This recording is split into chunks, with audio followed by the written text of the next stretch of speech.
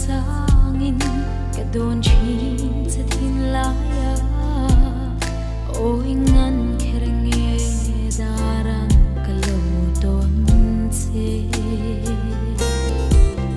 lung len ki swal thon mai durang kalo tom se lung run pui lung lai chirin ban sai arelo bia thu di ka lan se a samangin chen do lo durin thin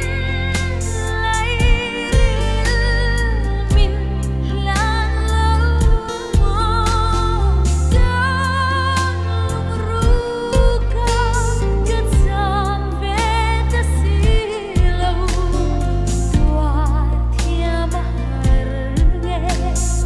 lung nge hele si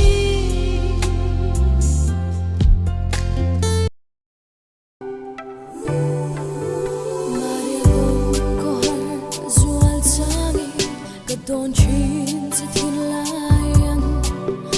oi ngan kherenge darang kalotun se lung len ti swal thon mai turang kaloton se lung run pui lung lai chiri ban sai relo bia thu